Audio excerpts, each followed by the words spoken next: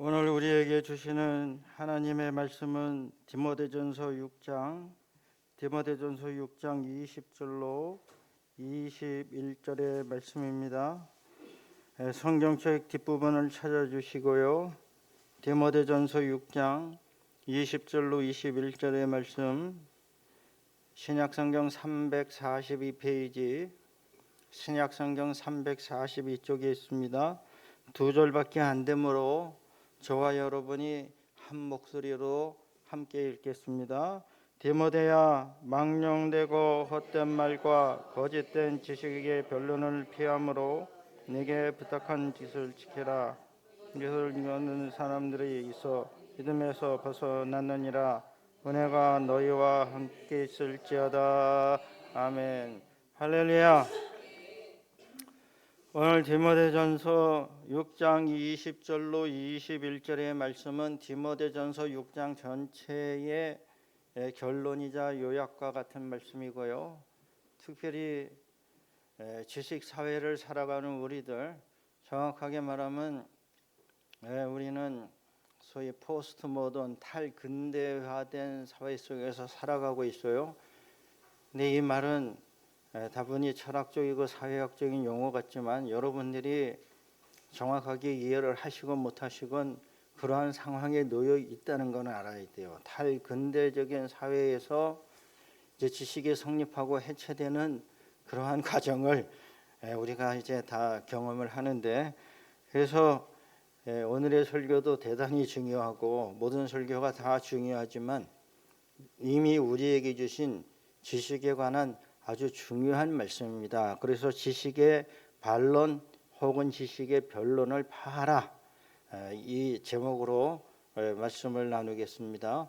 우리가 말씀을 나누기에 앞서서 마음을 훈련하는데 마음 훈련을 잘 하셔야 돼요. 열린 마음, 소위 오픈 마인드, 개방된 마음으로 하나님의 놀라운 축복을 양옆 앞뒤분에게 나누는데 어떻게 나눠요? 환한 얼굴로, 웃는 얼굴로 웃으면서 하나님의 축복을 전합니다. 하나님은 우리에게 좋은 지식을 주십니다. 그리고 이 말은 잘해야 돼요. 앞뒤 양옆분에게 진심으로 우리의 마음을 전합니다. 당신이 무식해도 무시하지 않겠습니다. 정말이에요. 지식의 정도는 우리 각자가 다 다르고 또 자기의 전공 분야에 따라서도 또 차이가 나요. 그러니까 저는 똑똑한 사람 따로 없고 멍청한 사람 따로 없다고 말씀을 드립니다. 예를 들면 끝도 한도 없어요. 사람이 모든 걸 다 알 수 없다는 이 절대적인 명제 앞에서 똑똑한 척할 필요가 없다는 것을 우리는 생각하고, 상대방이 좀 다소 무식해 보여도 전반적으로 좀 존중을 해줬으면 좋겠어요. 자, 우리 주먹을 불끈 쥐고 상대방에게 에너지를 넣어주는, 힘을 넣어주는 겁니다. 지식의 반론을 이겨냅시다. 제가 말씀드리면 예수 믿으면 믿음이 좋아져야 돼요. 할렐루야. 잘 믿어야 돼요. 대충 믿지 말고, 엉터리로 믿지 말고, 억지로 믿지 말고, 목사가 믿으려니까 믿습니다. 그거는 그렇게 믿으면 교회를 50년 다녀도 소용없어요. 내가 믿어야 돼요. 잘 믿어야 되고 성령님의 도움으로 믿어야 되고. 근데 예수를 믿으면 좀 스마트해져야 돼요. 예수 믿으면 무식하고 멍청해져요? 교회를 왜 다닙니까? 제가 지금 너무 막 나가는 말 같지만 절대 아닌 거예요. 예수 믿으면 안 믿는 사람보다 적어도 1.5배에서 2배는 스마트해져야 돼요. 할렐루야. 세상을 보는 시야가 달라져야 돼요. 세상 사람들 이 시간도 돈 아니면 노는 거 아니면 자기 편리한 거 다가 있죠. 여기 앉아있는 사람들은 뭐 때문에 와서 앉아있습니까? 그렇잖아요. 다 세상 사람들은 그거밖에 없어요. 그러나 예수 믿는 사람들은 세상을 좀 다른 관점에서 좀 눈이 확 트여서 보면은 하늘나라도 볼지 몰라. 할렐루야. 이상하게 보지 말고, 이상하게 보는 게 아니라 정말 눈이 확 트여버려야 되는데 이게 스마트해지는 거예요. 이 지식의 반론을 파해서 이 사람은 지금 어느 관점에서 나에게 와서 이렇게 얘기하고 있는데 이게 딱 캐치가 되는 그런 훈련이 좀 필요하다는 거예요. 그런 지식의 반론을 파할 정도로 예수 믿으면 성령님이 우리를 멍청하게 만듭니까? 우리를 스마트하게 만들어 주십니다. 그게 성령의 사람들이 어느 누구하고도 이 변론에서 진 적이 없어요. 사도행전 읽어보세요. 감당을 못하더라. 말 잘한다고 되겠어요? 성령께서 진리의 영이 역사를 하시는 거예요. 말할 수 있도록. 아무튼 빨리 마치는 걸 여러분이 다 원하시니까 믿음은 지식을 추구하고 지식을 파괴해야 된다. 이 역설적인 표현에서 우리가 믿는다는 것은 지식에서 떠나서 무식한 사람이 되는 것이 아니라 믿음은 지식을 추구한다는 아주 유명한 말씀입니다. 믿음은 이해를 추구한다. 또 이 믿음과 이성이 이렇게 배척 관계에 있는 것이냐? 결코 그럴 수가 없다는 거예요. 왜? 하나님께로부터 나온 것인데 우리의 믿음이든 이성이든 지각이든 다 하나님이 우리 인간을 위해서 주신 선물인데 이게 따로 놀아요? 믿음은 지식을 추구하고 그러나 지식을 파괴해야 되는데 왜 그렇게 되느냐? 잘못된 지식이 많다는 거예요. 그렇잖아요. 한 목사 편지 가져가셔서 꼭 읽어보시고 이번 거는 좀 압축적으로 써졌는데 한번 읽어보세요. 그래서 우리 예쁜들은 모르는 것이 약이다. 알려고 하지 마세요. 모르는 것이 약이다. 아는 것이 병이다. 이것은 이미 중국의 사자성어로 식자우환이란 말이 있고 그게 아는 것이 병이에요. 저도 생각해 보면 몰랐을 땐 너무 행복했는데 알고 나니까 걱정도 많이 들어오고 알고 나니까 먹고 싶은 것도 진짜 많아져. 넌 그러니까 아는 체 많이 하는 애들한테 옛날에 어른들이 야 너는 아는 것도 많다 먹고 싶은 것도 많겠다.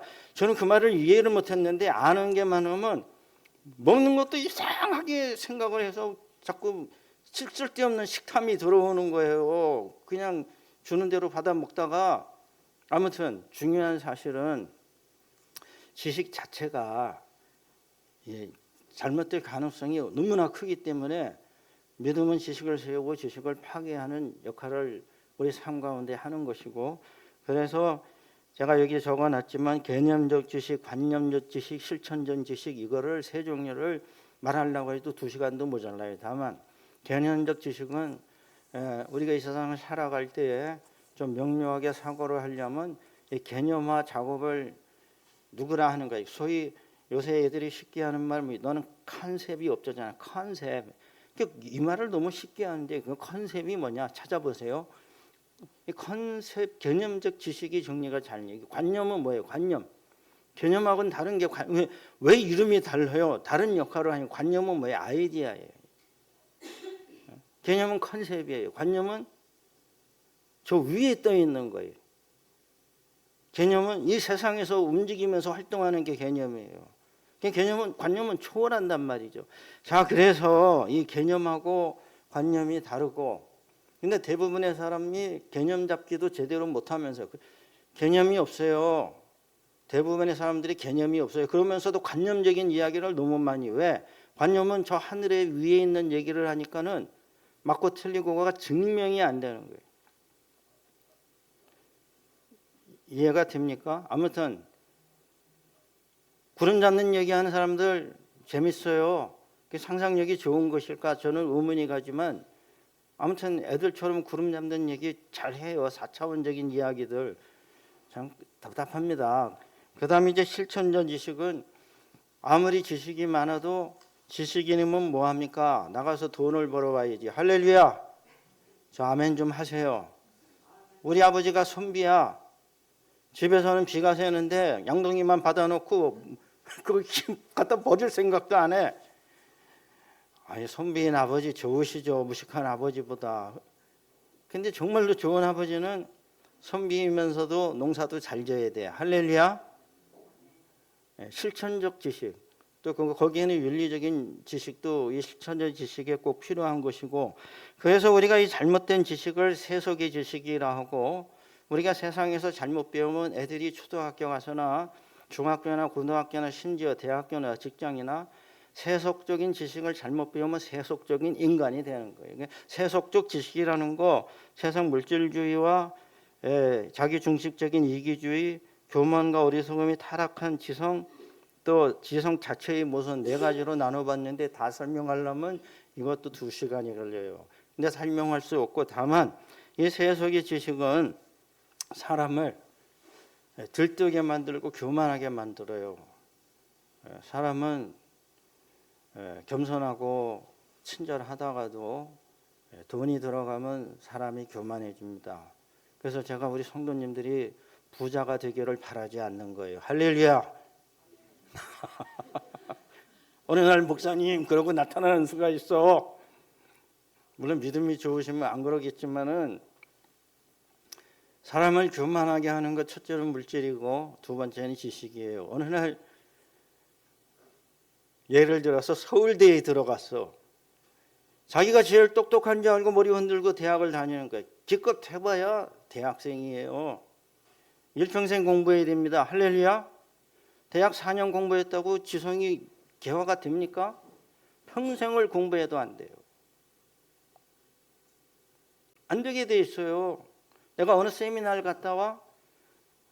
어디서 어느 단체에서 가르치는 공부를 좀 해서 그거는 알겠지.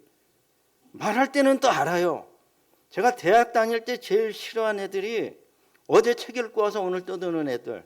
한 달 뒤에 물어보면 그 책 읽은 거 몇 프로나 기억하고 있을까요? 기억은 그와 같은 거예요. 잊어먹으라고 기억이 있는지는 몰라도 역설적으로 우리가 이 안다는 것, 지식은 사람을 교만하게 합니다. 그래서 제가 한 목사의 편지에도 적어놨죠. 아주 유명한 말씀입니다. 고린도전서 8장 1절이 지식은 사람을 교만하게 하고 사랑은 덕을 세우느니라. 할렐루야. 교회 내에서도, 고린도 교회 얘기예요. 딴 교회 얘기가 아닙니다. 우리 교회 얘기 아니에요. 교회 내에서도 지식 있는 기독교인들이 고린도 교회를 어지럽혔던 거예요. 이미 2000년 전부터. 지금은 얼마나 더 하겠어요. 교회마다. 내가 조금 성경 많이 알고 교리한다고 성도들 간에도 그렇고 목사도 힘들어요. 그러니까 교회는 성경 공부 많이 한 성도들 좋지만은 꼭 속으로도 안 좋을 수도 있어요. 저는 뭐 그냥 안 하는 것보다는 좋지만은 잘못 공부하면, 그래서 잘못 공부하면 잘못된다는 거를 제가 누누이 반복해서 말씀을 드리는 겁니다. 공부를 하려면 좀 제대로 하든가. 자기 혼자 멋대로 공부하고 나타나갖고 목사님 이게 이렇고 저건 저런데 제가 못 고쳐줍니다. 사도 바울이 와도 그 사람은 못 고쳐요. 제가 너무 교만한 말인지 몰라도 우리들끼리 목사들끼리 한 저 사람은 베드로가 와서 설교해도 안 되는 사람이다. 우리의 무능과 한계를 넘어서는 어느 뭐가 이미 관념적으로 이 머리를 구조를 다 만들어 놓은 거예요. 이게 리세팅이 안 되는 게, 부팅이 안 돼.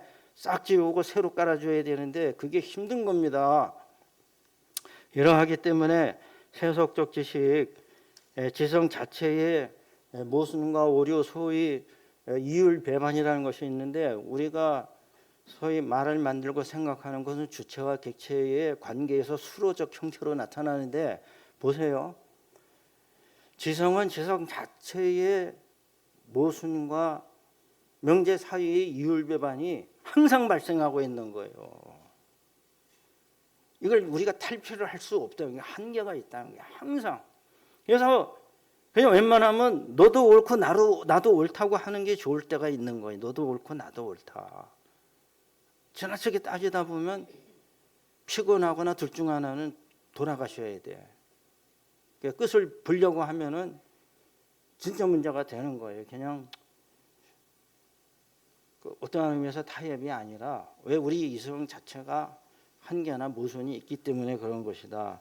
그래서 오늘 우리가 특별히 포스트 모던 사회에서 탈중심주의 혹은 개인주의, 개체화, 또 다른 말로 하면 상대화, 이런 것이 이제 키워드인데, 포스트 모던 사회를 살아가는 우리에게 있어서 지식이 자꾸 중심을 탈피한다 그러는데, 이것도 참 문제는, 여러분 중심을 탈피해서 소위 이 지역화, 분권화가 돼야 되는데, 지식을 이 중심을 탈피하려면은 제일 먼저 알아야 될 것은 뭐예요? 중심을 탈중심하려면 중심을 알아야 될 거 아니에요.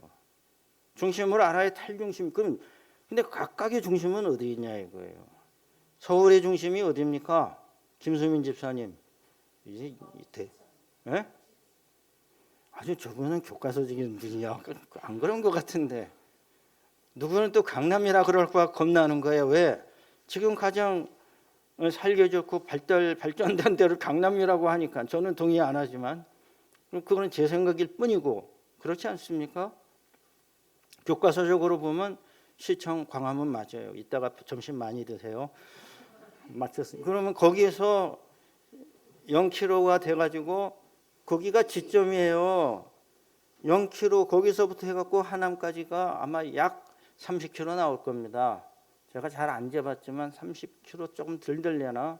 왜냐하면 제가 영락교에서 그 영락 경로원 설교하러 올 때 키로수가 한 25 정도, 25km 정도 나왔거든. 그럼 그 기준이 뭘까? 0km. 그 광화문이에요. 광화문.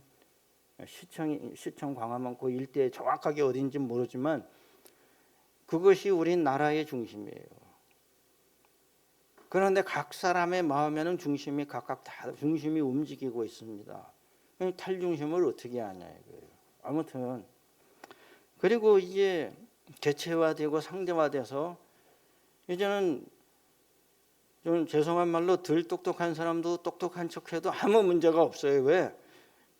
모든 진리가 상대적이라는데 이제 많은 사람들이 마음을 열었어. 옛날 같지 않아. 그럴 수도 있다는 거야. 참 그 좋은 말이에요. 그럴 수도 있지. 그러니까 옛날처럼 무슨 규칙적이고 규격이 딱 우리를 그렇게 안 합니다. 학교 교육부터 그렇게 시키고 있어요. 그러다 보니까는 오늘날에는 다 이 개인주의가 돼가지고 개인화돼서 다 개성을 자랑하고 하는데 이 개인주의 지금 우리 사회에 얼마나 심각한 병폐가 됐어요. 개인은 좋은 거고 존중돼야 되고 개인이라는 말 자체가 인디비주얼이라는 단어가 뭡니까? 영어로 더 나눌 수 없다는 거예요. 인디바이드도 더 나누어질 수 없다는 게 개인이에요. 인격에서 더 나누어질 수 없는 존재가 개인이고 인격입니다. 그런데 문제는 이 개인주의가 너무 심하다 보니까 협조가 안 돼. 협동도 안 되고 남을 배려도 안 하고 학교 예를 또 들어볼게요. 애가 수업 시간에 자고 있어요. 우리 때는 수업 시간에 자면 우리 때는 선생님이 와서 그만 자라 하고 깨우는 게 아니라 몽둥이로 때려요. 일어나라고. 근데 제가 존경하는 유명한 제 친구는 무조건 수업 시간이 작기 때문에 한 학기 내내 맞으면 돼. 그 2학기 때부터는 선생님이 미안해서 못 때려. 너는 자라. 근데 다만 코는 걸지 마라. 제 친구 있어요. 유명한 친구. 전교에서 걔만 유일하게 수업 시간에 자도 안 맞았어요. 왜? 워낙 자는 거로 초질관 했기 때문에. 근데 요새는 자건 노이건 교복을 벗고 우통을 벗고 남학생들 이걸 뭐라 그럽니까? 좀 통속적인 말로 난린 것 바람으로 이건 제재가 안 돼. 제재가. 왜? 개인이고 인권이니까. 근데 문제는 그 학생 하나 때문에 다른 학생의 학습에 장애를 초래하잖아요. 그 학생을 존중해 주는 건 좋지만 그 학생 하나 때문에 수업 분위기가 나빠. 학습 권행하고 부딪히는 거 아니에요. 그래서 이러한 문제들. 그리고 제가 설교 때마다 말씀드리는 이 가족주의. 왜 가족에서 탈피해야 되느냐. 개인은 외롭고 힘드니까 가족이 다 필요한 거예요. 가족 좋은 거죠. 가정이 천국입니까? 가정이 지옥인 데가 많습니다. 우리가 몰라서 그렇지. 왜 저 봉순이 언니는 어느 그 소설 제목 같은데 크자마자 시집을 가버렸어요. 집안이 지긋지긋하니까 탈출하려고. 아버지 잔소리가 싫어서. 그러면 이 가족 중심주의도 잘못하면은 개인주의의 단순한 변형에 불과한 거고, 이게 그 유명한 영화 무슨 영화 있죠? 무슨 가족? 권사님 얘기 기생충 가족. 그 영화 제대로 이해하려면 2번 이상 봐야 돼요. 잘된 영화는 두 번 봐도 괜찮아요. 그 시간 소비하는 거 아닙니까? 기생충 가족이 왜 뭐가 잘못됐어요? 그분들이 자기들끼리 돌아가면서 도와주고 잘 있는 분 쫓아내고 그 자리에 엄마가 들어가고 아무튼 그 영화 아니 정말 우리나라의 문제와 치부도 다 드러냈는데 여러분 중요한 거는 개인이건 가정이건 결국 이기주의라는 데서는 변형이 안 일어난다는 거예요. 이기적인 가족. 그리고 내가 지금 한참 문제가 되고 있는 어느 특정 가정을 이야기하면 문제가 되기 때문에 그분 얘기 안 할래요. 아들, 딸을 위한 헌신이 어디까지 허용이 되느냐. 그 부분까지 심각하게 고민을 해봐야 해요. 이게 세속적인 지식으로부터 잘못 온 거예요. 그런데 우리가 이제 그 조선 사회로부터 근대화되면서 지금에 이르기까지 우리나라 사람들은 그저 입신양명 출세하고 성공하고 내 자식 잘 되는 거에 대한 욕망이 너무 강해. 근데 좀 자유로워지기를 부모님들에게 권면합니다. 할렐루야. 우리 아들 딸이 저 서울대를 가건 서울 상대를 가건 서울에서 상당한 거리에 있는 대학 서울 상대 어디를 가건 우리 아들 딸만 행복하면 돼요. 왜 억지로 만들려고 그러냐 이거야. 공부는 못하는 것보다 잘하는 게 좋죠. 재능도 없는 것보다 있는 게 낫죠. 그러나 공부 못하고 재능 없다고 다 불행하게 사는 거 아닙니다. 잘 살 수 있어요. 행복하게 건강하게. 근데 왜 억지로 만들려고 그러냐. 억지로. 좀 자유로워져야 돼요. 자유로워져야 돼요. 좀 편안하게 접근을 할 필요가 있다. 이것도 잘못된 개인주의나 이기주의, 세속적 지식에 물들어서 나도 모르는 사이 자꾸 소위 경도돼가 가지고 과도한 노력을 아끼지 않는 것이다. 이러한 문제가 있다는 걸 말씀드리고요. 우리가 본문에 들어가서 이제 구체적으로 살펴보면 우리가 타파해야 될 지식의 반론 중에는 망령되고 헛된 말이 있다. 첫 번째, 이 망령되고 헛된 말 어렵지 않죠? 망령된 말은 하나님에 대하여 예의 없는 말, 버릇 없는 말. 여러분 사회에서도 적어도 30살, 5살 이상이면 형이나 언니로 대접을 해줘야 됩니다. 내 말에 동의하시죠? 사회에서 친구처럼 지내도 한 5살에서 7살이면 존중을 해줘야 돼요. 우리 나이는 바꾸지 못하는 거잖아요. 친하게 지내도 손은 지켜줘야 돼요. 하물며 부모뻘 되는 분들 내 부모님처럼 공경해야 됩니다. 할렐루야. 공경하세요. 근데 하늘에 계신 하나님을 빗대가지고 망령된 말, 그 제가 싫어하는 단어 중에 하나가 신의 한수야. 신의 한수란 말도 쓰지 마세요. 하나님이 왜 한수를 신의 한수에 이용이 돼야 돼요? 거기서 말하는 사람들이 꼭 하나님을 지칭 안 하겠지만, 그리고 하나님은 신의 한수가 없어요. 하나님은 늘 손을 펴서 지금도 일하고 계십니다. 할렐루야. 하나님은 모든 수예요. 우리가 몰라서 그렇지. 죄인들이 어쩌다 한 대 딱 맞으면 이게 신의 한수인가 보다. 꼭 죄인들만 한수로 느끼는 거예요. 섭리를 받는 사람들은 하나님의 손길이 늘 느껴져. 할렐루야. 늘 느껴지세요? 감사합니다. 바람이 불어도 하나님의 은혜구나.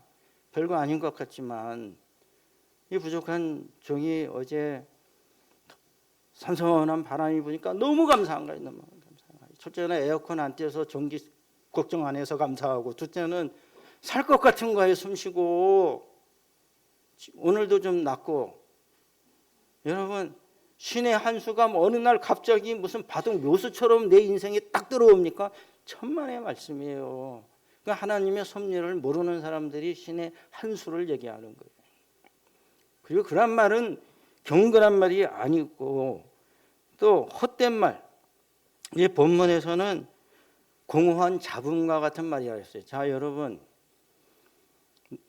내가 지금 영어를 못하는데 미국 사람이 내 앞에서 영어로 대화를 해요. 여러분 알아들을 수 있어요? 없어요? 못 알아들어야 정상이죠. 거꾸로 미국 사람들이 한국말을 모르는데 눈 크게 뜨고 옆에서 한국 사람들이 막 잡담으로 이렇게 빠른 속도로 말을 하고 있어요. 알아들어요? 못 알아들어요? 그거는 무슨 기계음이나 잡음 같은 거예요.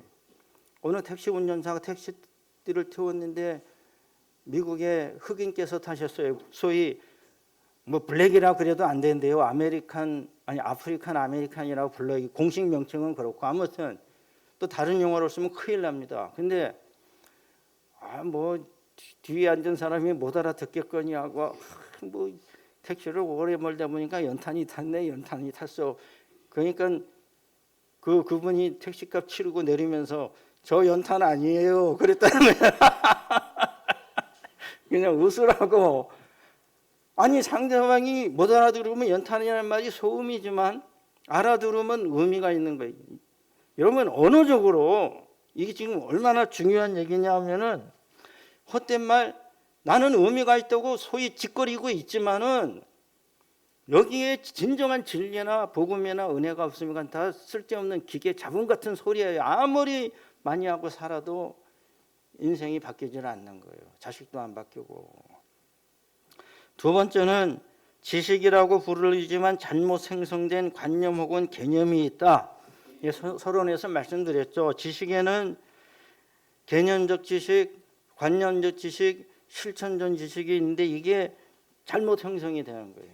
그래가지고 어떠한 사람은 열심히 말하고 설명하지만 전체적으로 이해가 안 돼.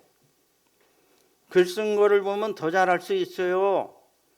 주어 수로가 안 맞고 시제가 안 맞고 수가 일치 안 하고 이게 영문법 얘기 아닙니다. 우리나라 말도 똑같은 거예요. 이게 다 점검이 돼야 되는 거예요. 이게 연결어가 어떻게 제대로 붙어 있나. 근데 우리 교회 성도님들 정말 감사하는 거는 기도문 적어온 거 보면 다 수준이 중상 이상은 돼요. 할렐루야. 너무 감사한 거예요. 너무 감사해요. 기도문들 잘 적고 제가 그걸 뭐 무슨 시험은 답안지라고 보겠어요. 다만 공예배 때 기도하시는 거니까 이제 잘 하시는 건가 서로 이제 미리 한번 보는 거고. 근데 여러분 개념이 제대로 정리가 안 된 채로 막 나열이 된다고 치면은 아무리 사람이 얘기를 해도 알다가도 모르는 말을 계속 하는 거예요. 근데 제발 그렇게 돼서는 안 되겠다는 거죠. 그 관념에 가서는 더 문제가 되는 게 정말 죄송한 말로 귀신 씨나 까먹는 얘기를 하는 거예요. 당나귀 미턱뼈 빠지는 소리라고 우리끼리 녹는. 너는 무슨 당나귀 미턱뼈 빠지는 소리를 하니. 우리 과거에 왜 엉뚱한 소리 하면은 야 그게 말인지 뭔지 진짜 무슨 누구 턱뼈 빠지는 소리인지.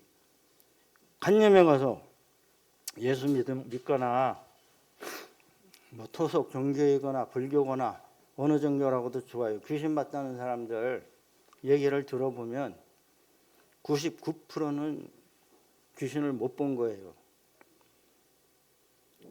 귀신은 관념입니다. 쉽게 정의를 하면. 그러면 귀신을 봤다는 사람이 그 귀신을 어떻게 봤어요? 귀신을 직접 봤다고 주장한 사람도 있겠죠. 대부분은 귀신이 들린 사람을 보는 거예요. 맞아요, 틀려요.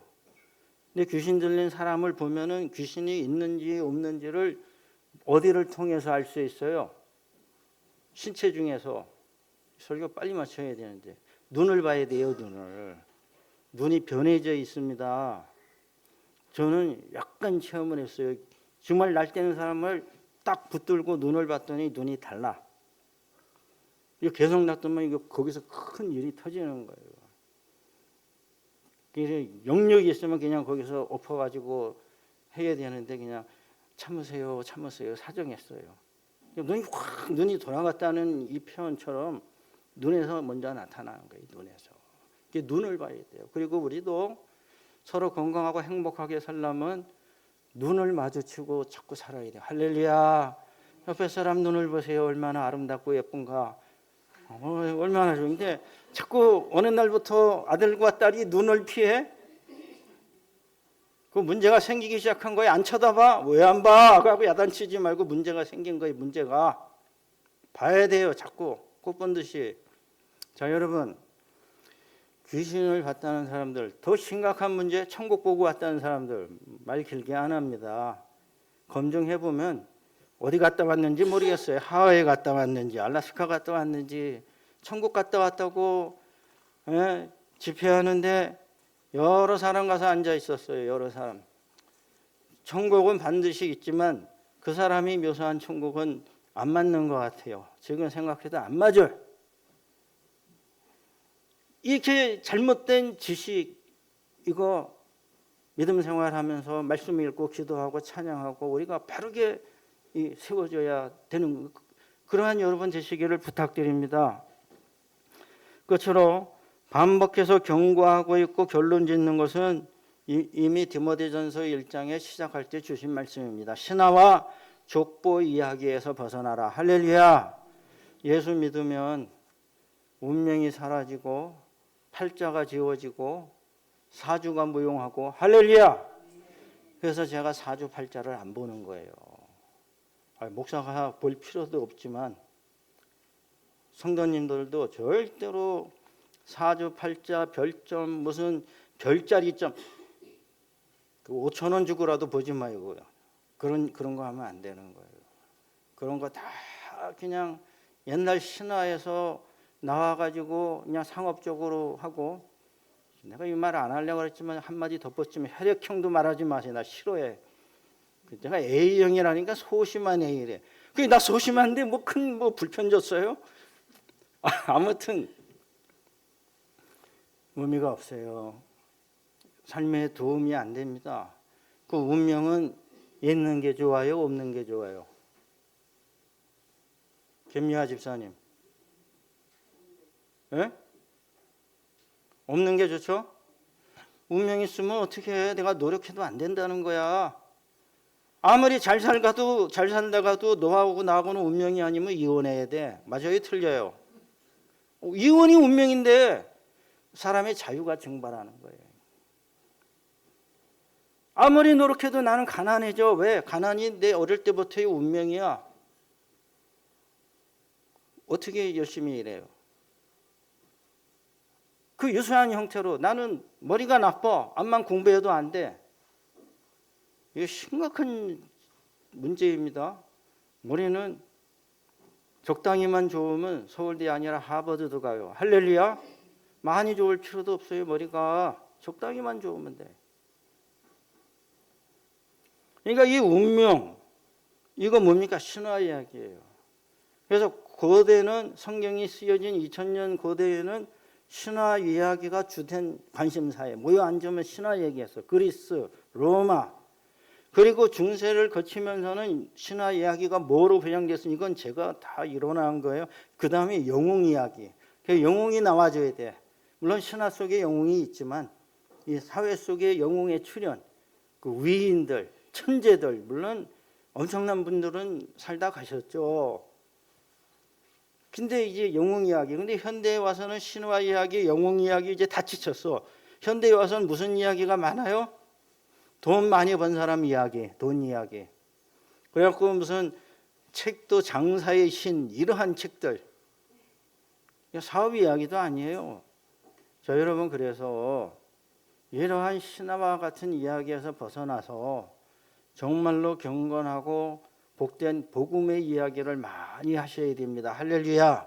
복음 이야기하시고 하나님 은혜 이야기하고 사랑 이야기하고 얼마나 좋습니까? 그 다음에 족보 이야기. 제가 사주팔자도 사라지고 운명도 사라졌는데 예수를 믿는 순간 가문도 사라지는 거예요. 족보가 필요 없습니다. 저는 늘 감사하는 것이 이 부족한 제가 모태신앙이고, 모태신앙이었다는 얘기는 뭐예요? 제가 신앙을 결정한 게 아니에요. 저는 예수를 믿는 것이 결정적으로 결정한 행위가 아니에요. 그러니까 어느 때 예수를 믿었는지도 알 수도 없어요. 너 언제 회심했냐? 그러면 전 대답을 못해요. 왜? 어려서부터 맞으면서 교회를 다녔기 때문에 회심한 시점이 없는 거예요. 그냥 믿는 거예요. 하나님이 아버지라니까 믿고, 할렐루야. 예수님이 독생 성전하니까 또 믿고, 크리스마스 때 교회 가야 호빵이라도 얻어먹으니까 다니고, 아무튼 그렇게 다니다 보니까 이렇게 왔는데, 오늘날 우리나라 사람들은 고대인과 유사하게 족보 이야기가 심한 거예요. 족보 이야기. 혈통. 근데 족보는 덜 개화한 사람들이나 무슨 폭력 조직에서나 잘 통용되는 겁니다. 예수 믿으면 서로 족보를 물을 필요도 없고 알 필요도 없습니다. 할렐루야. 어느 집에서 태어났건 어느 지역에서 태어났건 아버지가 어머니가 뭐 했건 그건 세상적인 관심이에요. 세상적인 관심. 아무 의미 없어요. 예수만 잘 믿으면 우리 주님이 내 족보가 되는 거예요. 할렐루야. 그래서 이 족보 이야기를 자꾸 하려다 보니까 어느 사람은 자기의 가정을 부끄럽게 생각하는 거예요. 그래서 어머니 아버지에 대해서 물으면 부끄러워해. 이 건강한 자학 아닙니까? 그것도 극복 못하고 어떻게 살아가요? 어떤 사람은 쓸데없는 가족 지상주의에 가족 우월주의가 있어. 무슨 인정 우월주의도 아니고 가족 우월주의야. 그래가지고 싸우다가 우리 집안이 어떤 집안인데 무슨 필요가 있어요? 그 집안이 좋은지 나쁜지 무슨 시집 장가 갈 때 잠깐 따지는 것도 아니고 시집 장가 갈 때 집안은 좀 따지겠지 서로. 아니 그 사람 집안이 어떤지 내가 알 필요가 뭐가 있어요? 호텔을 했는지 여인숙을 했는지 무슨 상관이 있습니까? 나한테 집안이 어떤 게. 또 한참 잘 지내다가 싸울 때 말이야. 아니면 또 누구한테 가가지고 백화점 가가지고 그냥 그 힘들게 일하는 그 딸 같은 그 직원을 앞에 두고 내가 누군지 아냐고. 내가 당신이 누군지 왜 알아야 돼? 내가 거기서 일하면 그렇게 말할 거예요. 알려줘봐. 왜 알아야 돼? 내가 나를 알기도 바빠 죽겠는데 나도 모르겠는데. 그리고는 무릎을 꿇히고 사과하라 그러고 또 무릎을 꿇어. 그러니까 이 세상이 얼마나 웃기는 세상입니까? 내가 누군데 말이야 나한테 이러냐고. 아니 당신이 누군 게 나한테 뭐가 중요해? 진짜로. 왜 알아야 되고 그 말을 왜 하는 거예요? 참 너무 저는 이게 소위 납득이 안 되는 거예요. 이 족보 이야기. 예수 믿고 싹 잃어버려야 됩니다. 그렇지 않으면 천국에 우리의 이름이 농명되기가 힘들어요. 할렐루야. 가족은 나의 조상은 내가 이 땅에 올 수 있도록 하나님이 허락하신 것이고 내가 잘 공경하면 되는 그거밖에 없어요. 공경하고. 좀 효도 그런 사람일수록 또 부모한테 효도도 안 해요. 나가서 자랑만 하지. 우리 아버지가 과거에 장관 지내셨고 우리 집이 대전에서는 우리 집 마당을 우리 집 땅을 밟지 않으면 돌아다닐 수 없는 저 그런 사람 여러 만나봤어요. 근데 밥값도 안 내. 밥값은 제가 내요. 아무튼 그 말하면 뭐해요? 아무 의미가 없잖아요. 여러분 지식의 반론을 우리가 이기려면 신화와 족보 이야기를 극복해야 돼요. 나부터도 남의 얘기도 들어주지 마세요. 아무 의미가 없는 소리인 것입니다. 이러므로 오늘 우리는 예수 믿고 믿음이 좋아져서 잘 믿을 때에 지식도 올라가서 스마트한 사람이 될 수 있습니다. 할렐루야. 여러분이 매일 읽는 성경 또 성경 가운데 한 구절 내게 주시는 진리의 말씀 내게 주시는 경고의 말씀 내게 주시는 축복의 말씀 또 내게 실천하는 실천의 말씀 이게 다 나에게 좋은 지식을 형성해 주는 겁니다. 이 좋은 지식이 알게 모르게 잘 역사하다 보면 내가 어디 가도 사람들한테 소위 이론이나 논리에서 밀릴 수가 없는 거예요. 그래서 우리 존경하는 한경진 목사님은 교회 5년만 잘 다니면 여러분 대학 다닌 분들보다 더 낫습니다. 말씀하신 거는 한 목사님이 목회하시던 6, 70년대는 대학 진학률이 전체 인구의 10%도 안 됐을 겁니다. 제가 대학 갈 때 20%라고 들었어요. 지금은 8, 90% 대학 가니까 큰 의미가 없지만 이제는 학력 자체도 이제 허물어져서 너무 좋은 사회가 됐어요. 학력이 큰 의미가 없어요. 각자 공부하고 각자 깨닫고 각자 토의하고 그런데 예수 잘 믿으면 성령께서 우리를 지혜로운 사람으로 만들어 주신다. 그러한 지혜로운 우리 성도님들이 다 될 수 있기를 부탁드립니다. 기도하겠습니다. 하나님 아버지 감사합니다. 거룩하고 복된 주일 주님의 전으로 불러주심을 감사합니다. 우리 주님을 경배하고 찬양합니다. 또 우리가 예수를 믿을 때 예수님 천국의 복음과 또 좋은 말씀, 지혜로운 말씀들 많이 주셨습니다. 세속적인 지식을 잘못 배우고 와서 거꾸로 교회 와서 말하는 것이 아니라 하나님의 진리와 지혜의 말씀을 잘 받아서 세상에 나가서 전하는 저희들이 되게 하여 주시옵소서. 감사드리옵고 예수 그리스도 이름 받들어 기도 올리옵나이다. 아멘. 우리 응답의 찬송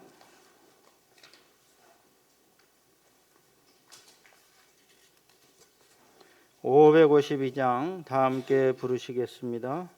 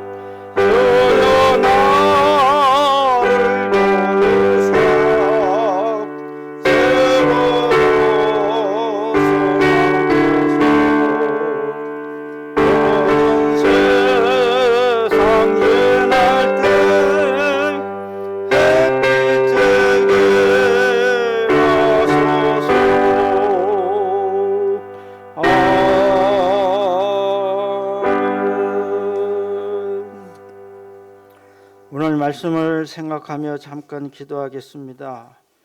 믿음은 지식을 추구하고 지식을 타파하는데 잘못 높아진 세속적인 지식, 물질주의, 자기중심, 교만, 또 허탄한 신화와 족보 이야기 다 잘못된 지식을 형성하고 우리를 붙들어 매는 거예요. 이 자유롭고 하늘의 지혜를 열어주시고 성령께서 늘 제 마음에 새 생각을 허락하여 주시옵소서.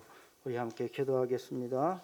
하나님 아버지 감사합니다. 저희를 사랑하시고 돌봐주시고 은혜를 더해주시고 감사합니다. 주님 앞에 나왔습니다. 주 성령께서 친히 역사하여 주시옵소서. 믿음을 새롭게 해주시고 믿음 위에 계시를 주옵시고 계시를 통하여 지혜를 주옵시고 진리를 통하여 진리 이르게 하옵시고 어리석은 말, 헛된 말, 자랑하는 말, 유익한 말, 교만한 말, 남을 조롱하는 말, 비웃는 말 다 버리고 진실하고 참된 말을 할 수 있도록 주님 인도하여 주시옵소서. 주 성령께서 친히 역사해 주시옵기를 간절히 섬깁니다. 어리석고 무익한 권님 논쟁을 피하게 하옵소서. 남을 놀리는 말도 하지 말게 하옵소서. 참으로 사랑하고 우애하고 존경하는 저희들이 되게 하여 주시옵소서. 우리의 생각을 고쳐주시고 있습니다. 잘못된 생각을 내려놓게 하옵시고 허탄한 생각, 암울한 생각, 잘못된 지식에서 오는 교만한 생각도 다 버리게 하옵시고 우리 주님께서 늘 저희들 가운데 역사하시고 함께 하시옵소서. 간절히 생각하여 주시는 것을 친히 역사해 주시기를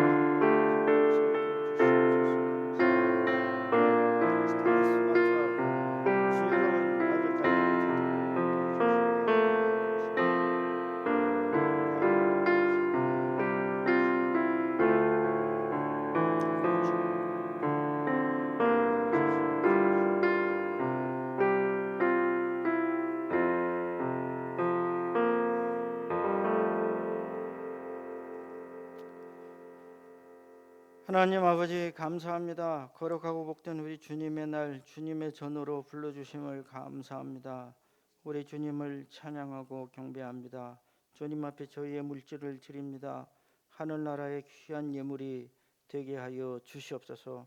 11조로 드리는 손길에 복을 주시고 열매 맺는 손길이 되도록 힘을 더하여 주시옵소서. 감사함으로 드린 감사의 예물에 더 큰 감사와 기쁨이 맺히도록 인도하여 주시옵소서. 주정 헌금과 선교와 구제와 건축과 장학과 뜻을 정하여 드립니다. 이 귀한 예물이 잘 쓰여지고 교회를 세우고 이웃을 돕는 귀한 예물이 되게 하여 주시옵소서. 감사드리옵고 예수 그리스도 이름 받들어 기도 올리옵나이다. 아멘. 우리 주님의 은혜와 긍휼을 기원합니다. 우리 경건 읽기, 경건과 승리 매일 이제 6개서가 시작이 됐는데요. 6개서가 다분히 어렵고 무거운 것 같아도 읽다가 보면 재밌고 너무 좋아요. 같이 한번 잘 읽어볼 수 있기를 부탁드리고요. 이번 금요일 18일 우리 찬양 영상팀 이제 경건 훈련 하러 경건의 훈련을 갑니다. 그리고 2023년 2학기 소정장학생 선발을 하는데 우리 장학위 위원 추천서로 해서 하여튼 8월 마지막 주 전까지만 내주시면 됩니다. 주보 참조하시고요. 참 기쁘고 감사한 일은 우리 생명 텃밭에서 늘 우리가 먹을 수 있는 아주 유기농, 농약도 안 쓰고 그러니까 갖다 팔 수는 없어요. 막 이렇게 보면은 막 금이 가고 그래서 갖다 팔 수는 없지만 우리가 먹기에는 더 좋은 겁니다. 이렇게 따와서 오늘 점심 때 같이 나눈 거예요. 너무 감사합니다. 또 제가 예배 전에 참 기쁘고 좋은 소식을 들었는데 우리 박미정 권사님 우리 차남 되시는 우리 신민석 내가 성도 이제 엄마 성으로 바꾸는 요새 그렇게 신민석 군이 미 육군 아메리칸 아미에서 95점을 맞고 상위 2% 안에 들었다는 4%. 나는 우리 민석이가 큰 인물이 될 거라고 좀 어려서부터 왜냐면 우리 영락 어린이집에서 밥을 많이 먹었거든.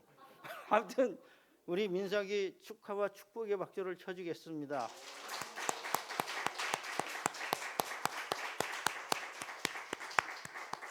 참으로 감사하고요. 여러분 지금 독감이 좀 다시 유행하고 있고 코로나도 있다는데 건강 유의하시고 또 이번 한 주만 또 잘 지나면 더위도 끝나갈 것 같아요. 식사 같이 나누시고 다음 주에 뵙겠습니다. 우리 기도하겠습니다. 이제는 우리 주 예수 그리스도의 무한하신 은혜와 하나님 아버지의 극진하신 사랑하심과 성령님께서 감동 감화 내주 교통하여 주심이 세속적인 지식에 경도되지 아니하고 지식의 반론을 파하며 복음의 삶을 살기를 다짐하는 성도들 머리 위에와 또 사랑하는 가정과 수고하는 일터와 세워주신 교회 위에 이제로부터 영원히 함께 계시옵기를 간절히 축원하옵나이다. 아멘.